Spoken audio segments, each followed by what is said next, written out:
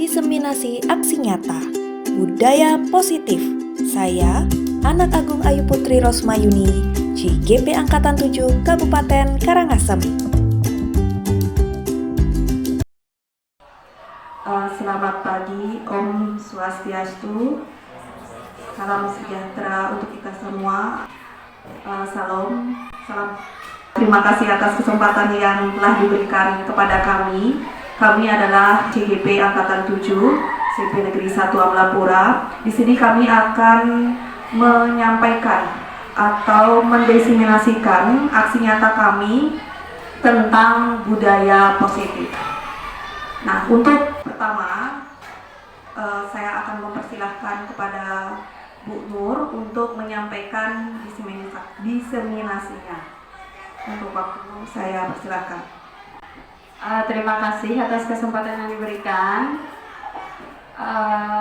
Di sini saya akan menyampaikan diseminasi mewujudkan budaya positif di sekolah dengan menerapkan keyakinan kelas, 5 posisi kontrol, dan segitiga restitusi.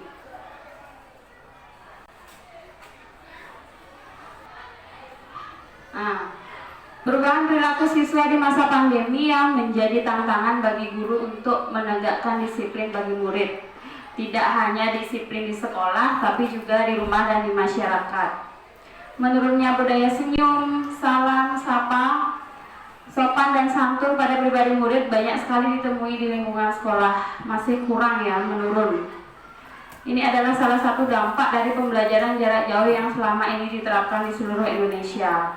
Hal ini disebabkan karena anak-anak itu terlalu asik berinteraksi dengan gawainya sendiri.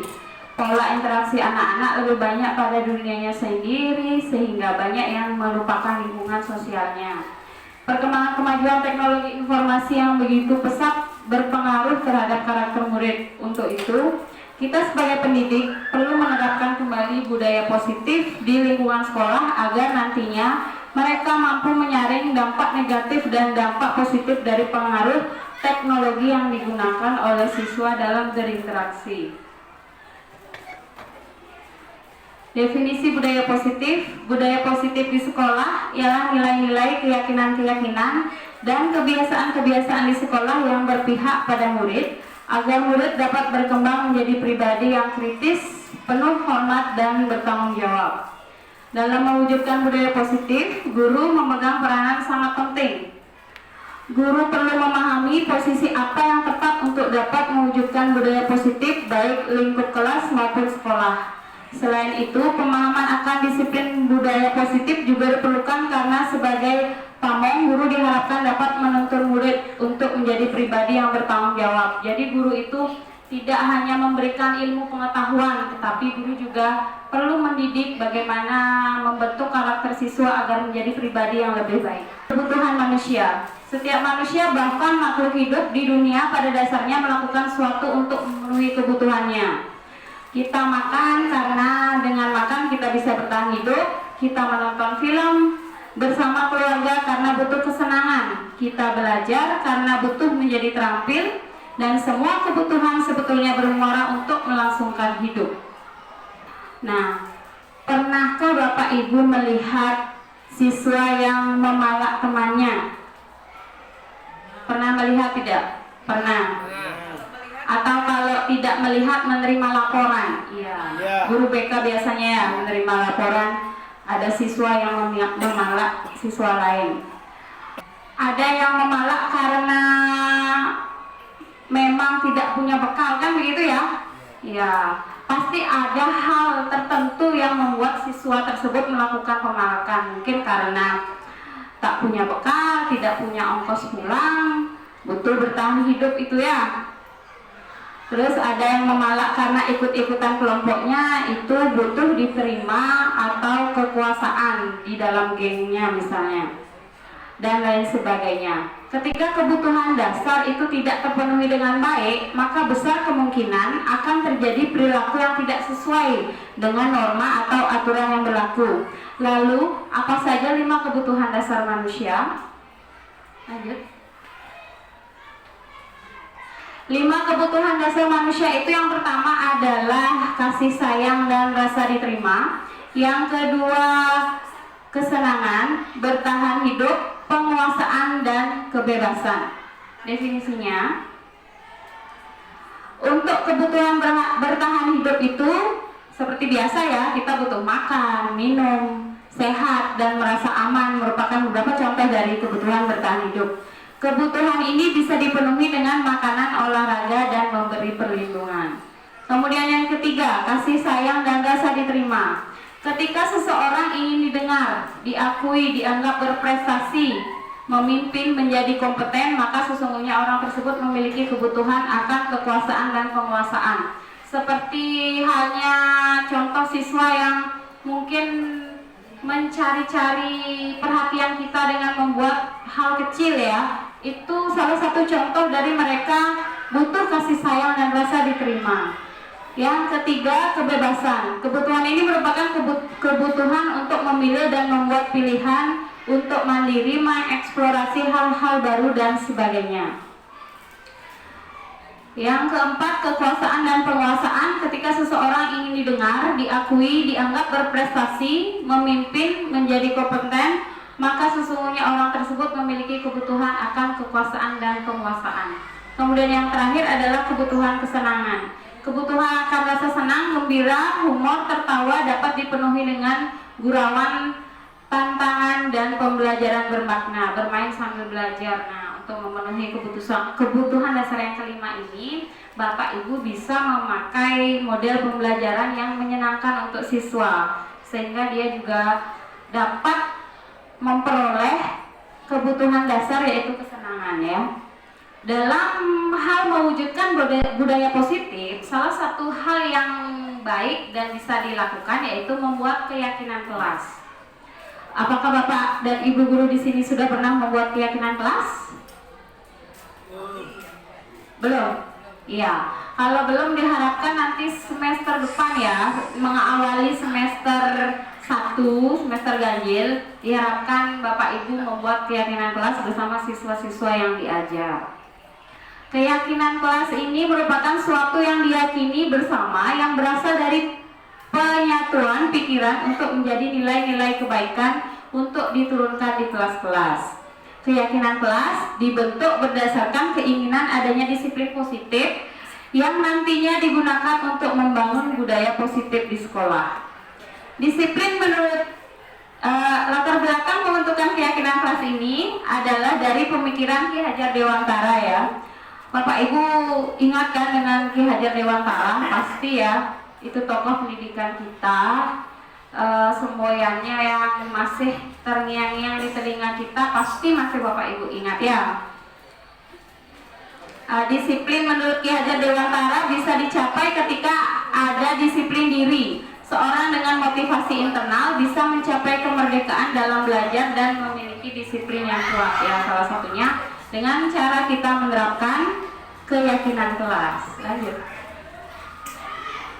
Nah, cara membuat kesepakatan kelas di sini, yang pertama, Bapak Ibu guru bersama siswa-siswa menulis keyakinan yang mereka inginkan. Nah, Bapak Ibu guru bisa memberikan siswa kertas post-it di sana. Nanti seluruh siswa akan menulis keyakinan apa yang bisa membuat pribadi siswa itu lebih baik.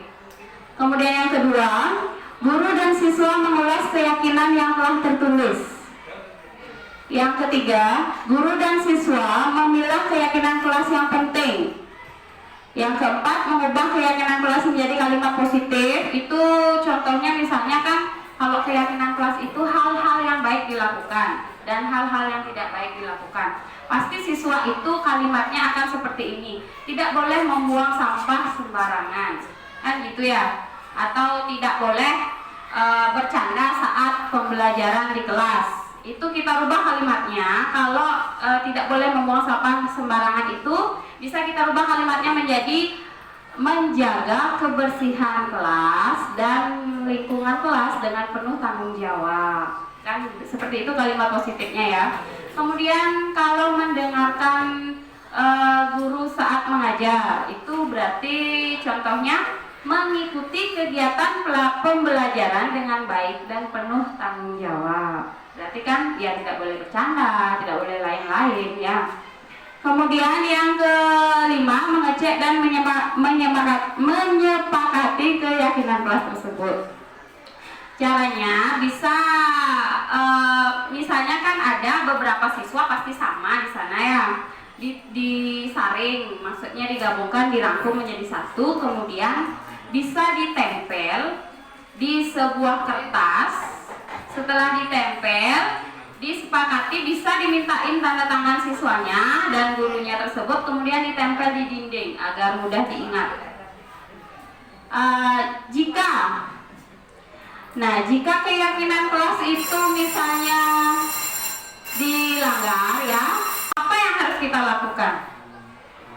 Kita bisa memberikan konsekuensi, bukan hukuman. Ya, contoh konsekuensi pasti Bapak dan Ibu guru sudah tahu bersama. Apa contohnya konsekuensi? Misalnya kalau tidak mendengarkan pembelajaran dengan baik, apa konsekuensinya? Iya, boleh. Bisa menjawab pertanyaan atau guru tersebut bisa memberikan tugas lebih. Ya, bisa memberikan tugas tambahan sehingga siswa tersebut mengerjakan tugas yang lebih banyak daripada teman yang tidak lain-lain, sehingga sekarang siswa siapa sih yang banyak suka mengerjakan tugas, pasti yang sama lah sama temannya, sehingga dia akan bisa berubah, tidak lagi lain-lain dalam mengikuti pembelajaran. Kalau tidak mempan, sudah dikasih tugas banyak juga tidak mempan, bagaimana caranya? Nah, di sini kita akan mempelajari 5 posisi kontrol dan segitiga restitusi yang akan disampaikan oleh teman saya, Ibu Rosmayuni. Sekian dan terima kasih. Terima kasih tadi sudah Bu Nur menyampaikan tentang keyakinan kelas, apa itu budaya positif, kemudian keyakinan kelas. Nah, saya di sini akan contoh penerapannya. Seperti yang tadi dikatakan oleh Bu Nur, budaya positif itu nilai-nilai, kemudian keyakinan, kebiasaan yang di sekolah yang berpihak pada murid, mana murid itu dapat mengembangkan pribadinya yang kritis, penuh hormat dan bertanggung jawab. Nah, untuk mengembangkan budaya positif di sekolah, tugas guru lah yang membimbing siswa. Jadi guru itu tidak hanya bertugas untuk mengajarkan siswa, tapi tidak hanya mentransfer ilmu saja, tapi juga membimbing karakter siswa agar menjadi yang lebih baik. Di mana ini sesuai dengan filosofi pendidikan Ki Hajar Dewantara, di mana siswa itu bukan tabula rasa. Artinya apa? Semua siswa itu bukan sesuatu yang kosong, tapi sudah punya bakatnya masing-masing. Tinggal kita sebagai guru menuntun bakat siswa tersebut. Kemudian budi pekerti. Tugas guru itu menuntun anak tersebut agar tumbuh dan selamat, bahagia di masa depannya. Kemudian filosofinya, guru itu ibarat petani, sedangkan siswa itu adalah biji jagung atau padi. Kalau kita sebagai petani menanam padi, kita tidak akan menghasilkan jagung, kita tidak akan menghasilkan kelapa, tapi yang kita hasilkan padi.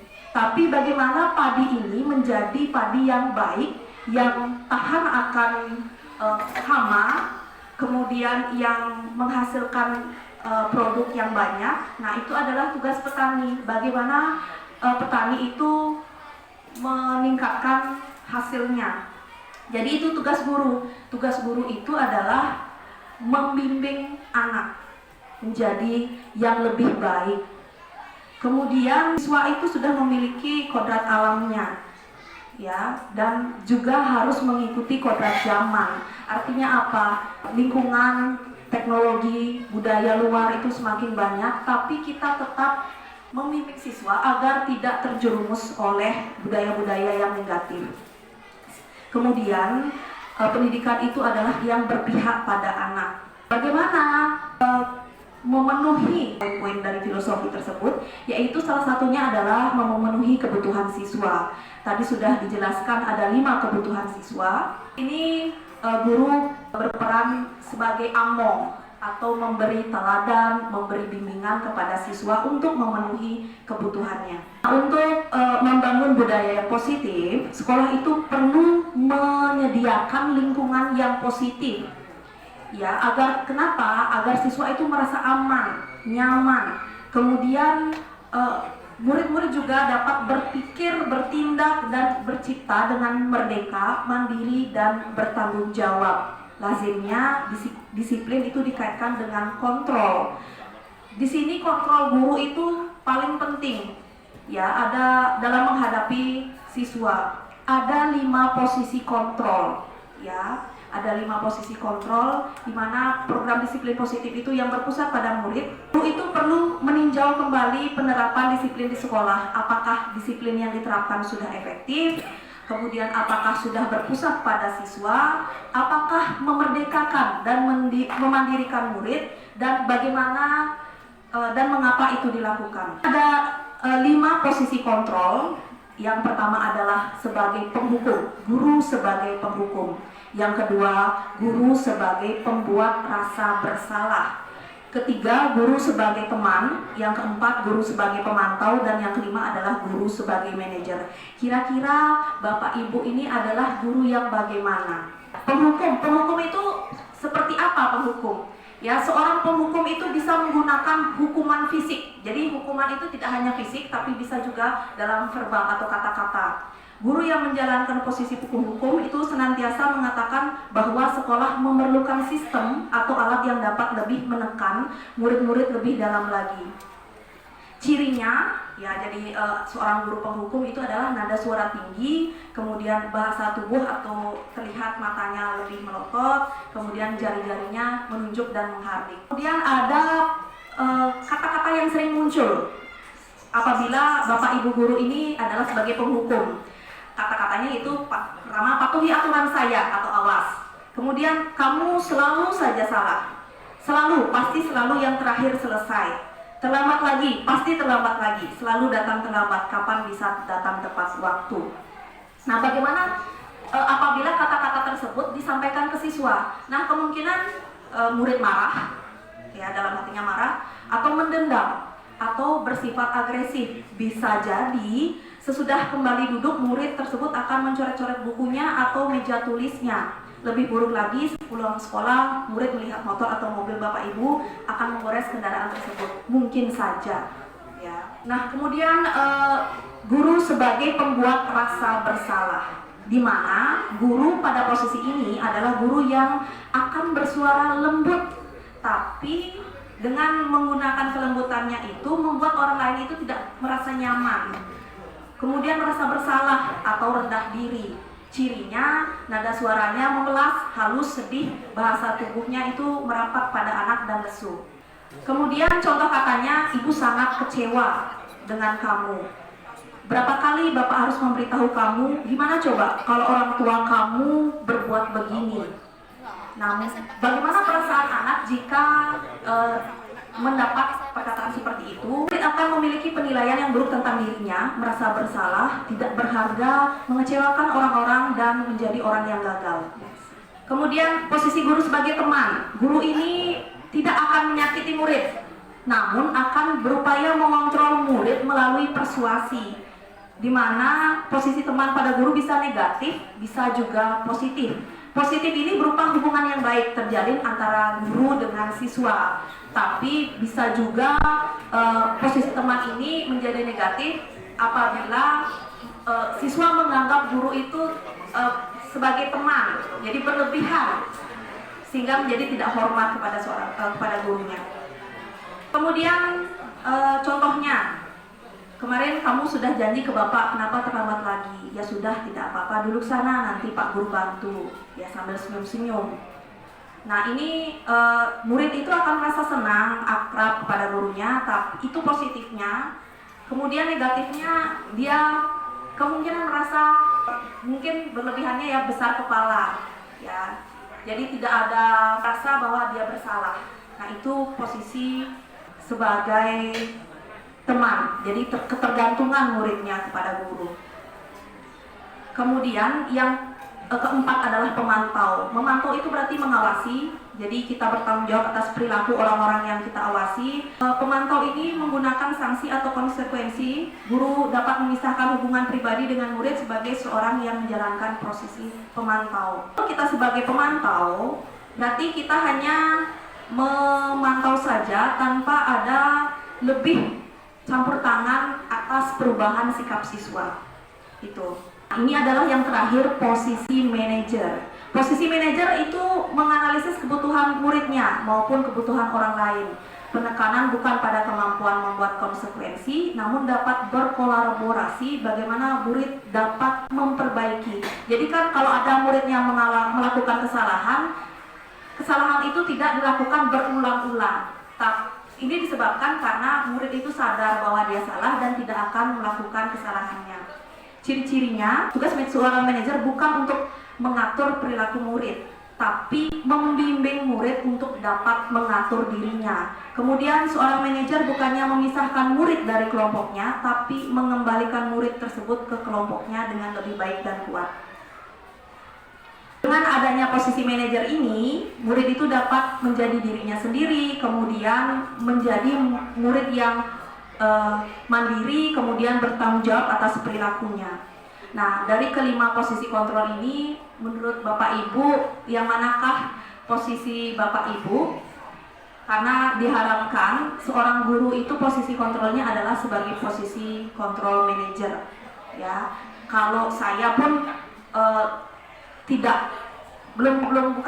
tapi belum mampu untuk penuh menjadi posisi kontrol manager. Lebih banyak ke mungkin teman ataupun penghukum dan pembuat rasa bersalah. Itu yang sering dilakukan. Nah, apabila murid mengalami permasalahan atau melakukan kesalahan, tidak disiplin, itu bagaimana mengatasinya? Yaitu mengatasi dengan segitiga restitusi. Ya, segitiga restitusi, di mana restitusi itu adalah upaya mendisiplinkan murid, tapi dengan cara murid yang sendiri yang menyelesaikan masalahnya dan membuat mereka bertindak sesuai dengan keinginan ideal yang didasarkan pada keyakinan kelas. Sikap guru ketika melihat murid melakukan kesalahan tidak langsung menghukum atau menasehati, tapi diawali dengan memastikan apakah siswa itu pernah bersalah, kemudian memahami alasannya mengapa hal tersebut dilakukan, kemudian diingatkan tentang keyakinan kelas yang sudah dibuat sebelumnya. Kemudian baru ditanyakan solusinya untuk mengatasi permasalahan atau kesalahan yang telah dibuat oleh siswa. Nah, ini segitiga restitusi. Yang pertama adalah menstabilkan identitas. Ya, untuk membuat anak merasa gagal karena berbuat salah menjadi positif terhadap dirinya. Kemudian yang kedua adalah validasi kebutuhan, membantu murid mengenal basic need atau kebutuhan dasar yang ingin dipenuhinya. Seperti tadi yang dikatakan bahwa murid mungkin ribut di kelas atau nakal, membuli. Nah, apa kebutuhan dasar yang belum dipenuhi oleh siswa? Apakah kebutuhan dasar akan kesenangan, ingin diakui dan sebagainya. Nah, itu kenapa siswa melakukan hal tersebut. Jadi kita harus tahu apa alasan siswa melakukan hal tersebut. Menanyakan keyakinan yang ketiga. Anak melihat kesalahannya dihubungkan dengan norma sosial dan nilai-nilai yang mendasari manusia berinteraksi dengan orang lain. Sudah dilakukan keyakinan kelas dan siswa melakukan kesalahan, sekarang tanyakan keyakinannya. Apakah perilaku atau perbuatan siswa tersebut sudah sesuai dengan keyakinan kelasnya? Kemudian kalau tidak, apa yang harus dilakukan untuk memperbaiki kesalahan tersebut? Nah, adapun aksi nyata saya dalam pencapaian budaya positif, yaitu yang pertama adalah memberikan ruang kepada murid untuk tampil baik di dalam kelas maupun di luar kelas. Guru perlu memahami bagaimana meramu pengalaman belajar sedemikian rupa sehingga murid merasa kompeten, mandiri, dicintai, dan memiliki kepercayaan diri serta determinasi untuk mencapai segala yang mereka impikan. Hal ini sesuai dengan esensi dari Tut Wuri Handayani, guru berada di belakang, mendorong siswa untuk tampil, untuk percaya diri, baik itu di dalam kelas maupun di luar kelas. Kemudian berbaur dan menjadi bagian dari komunitas murid, menjadi guru bagi mereka, menjadi orang tua bagi mereka. sekali lagi bahwa kita ini tidak hanya mengajar, tapi sebagai orang tua mendidik siswa untuk menjadi yang lebih baik. Yang ketiga, aksi nyatanya adalah memberikan ruang kepada murid untuk berkreativitas lewat kegiatan lomba. Nah, saya ini pernah mengadakan lomba IPA, kemudian membuat kesepakatan kelas atau keyakinan kelas. Penyusunan ini untuk menumbuhkan budaya positif dan mewujudkan kelas impian yang bagaimana yang ingin dicapai oleh siswa dan guru. Dan pemenuhan kebutuhan murid, ya, jadi melaksanakan proses pembelajaran itu yang berpihak pada anak. Jadi tidak hanya mengajar di kelas, guru pun bisa mengajak siswa di luar, mungkin membuat puisi. Silahkan diajak keluar siswanya melihat alam sekitar, ya. Jadi tidak hanya pembelajaran itu berada di dalam kelas, tapi juga berada di luar kelas. Kemudian yang terakhir adalah melaksanakan kegiatan restitusi, bahwa siswa itu pernah melakukan kesalahan, bagaimana kesalahan tersebut kita buat agar siswa itu memahami kesalahan yang dilakukan oleh siswa dan memperbaiki, bertanggung jawab terhadap kesalahannya, sehingga tidak akan mengulangi kembali. Demikianlah aksi nyata saya tentang budaya positif. Sekian dan terima kasih.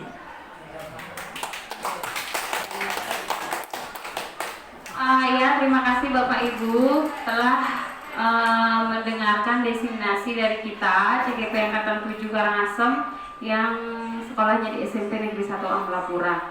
Semoga bermanfaat untuk Bapak dan Ibu sekalian. Sekarang sesi tanya jawab, ya. Jika ada pertanyaan silakan. Ada yang mau bertanya? Silakan Pak Bahrudin.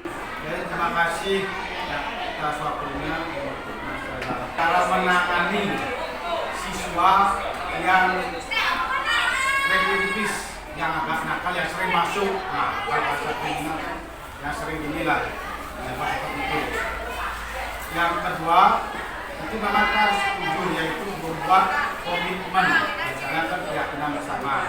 Kalau kita di sana itu membuat komitmen bersama, itu mungkin kan yang kedua itu masalah siswa yang sering. Kalau mungkin apakah memang tidak boleh menghukum, atau dalam kutip katanya kalau kita dengar tidak boleh mengasih atau saya kurang setuju tidak menaikkan kelas atau tidak naik kelas lah seperti itu. Padahal kita kan ada aturan-aturannya. Kalau memang yang nilainya kurang, tentu berapa kali kita nggak bisa, ya sudah kita ada. Terima kasih. Saya coba menanggapi sedikit. Terima kasih atas masukan dari Bapak Bahrudin, bagus sekali ya. Nah, disinilah kita mempelajari segitiga restitusi dan 5 posisi kontrol guru untuk menangani siswa-siswa yang seperti Bapak katakan tadi, residivis ya Bapak katakan ya. Ya, kita perlu mengadakan atau melakukan segitiga restitusi yang materinya sudah tadi diberikan oleh Ibu Rosmaini. Terima kasih atas pertanyaan. Banyak memang permasalahan itu adalah karena dilakukan oleh orang-orang itu saja, siswa itu saja, dan kita sulit sekali untuk membuat siswa itu merasa bahwa dia tuh tahu apa sih kesalahannya. Kadang-kadang tidak tahu karena apa? Karena dia akan kembali melakukan kesalahan yang sama. Nah, seperti yang dikatakan tadi bahwa guru itu tidak hanya mengajar, kita juga mendidik. Mungkin Bapak Ibu sebagai wali dekati dia, apa sih kebutuhan yang kurang terpenuhi oleh siswa tersebut. Mungkin kalau dia sering terlambat datang atau melakukan kesalahan, apa sih yang menyebabkan hal tersebut. Mungkin wali kelas atau mungkin guru BK kurang kalau sudah gini, atau bisa juga mendatangkan orang tua siswa.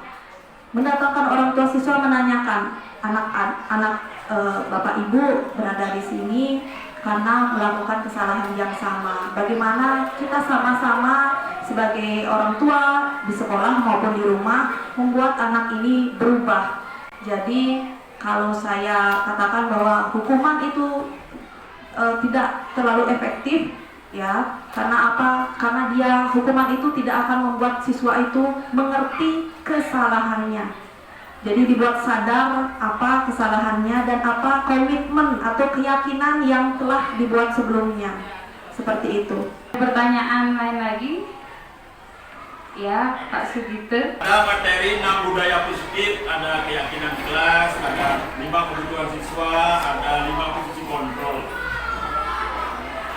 Yang saya tanyakan tadi sudah hampir terwakili dari Pak Barudin. Yang pertama, mungkin Ibu memiliki strategi yang sangat strategis untuk mewujudkan budaya positif di sekolah kita ini dalam mengembangkan karakter siswa yang berpihak kepada peserta didik. Yang kedua, aksi nyata yang diberikan oleh Bu Rosma tadi itu sangat menarik dan mudah dipahami. Sebenarnya saya menanyakan hal seperti itu tadi, tapi sudah disampaikan. Mungkin Ibu bisa memberikan contoh yang sederhana, terutama di kesepakatan kelas itu. Kalau contoh yang sederhana, biar bisa ditirulah oleh guru-guru yang lain, bisa diterapkan di kelas masing-masing. Tadi kan diinformasikan tidak boleh memberikan hukuman, tapi alangkah indahnya kita memberikan konsekuensi. Begitu ya Bu Nendur ya? Ya, Pak. Untuk mengurangi hukuman itu perlu ada kesepakatan kelas dengan konsekuensinya. Oke, terima kasih. Namanya konsekuensi ya bukan hukuman ya. Misalnya contohnya jika dia tidak menjaga kebersihan, bisa konsekuensinya dengan langsung dia yang membersihkan sendiri. Jika dia membuang sampah ya kita instruksikan untuk memungut kembali dan membuangnya di tong sampah.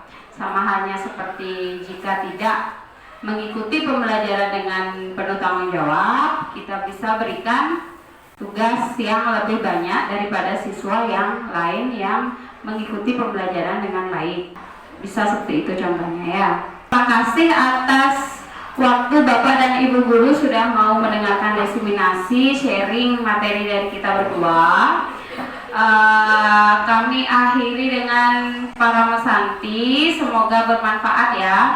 Om Santi Santi Santi Om. Assalamualaikum warahmatullahi wabarakatuh. Shalom, Namo Buddhaya. Salam sejahtera untuk kita semua dan rahayu. Terima kasih. Testimoni, diseminasi aksi nyata budaya positif, calon guru penggerak.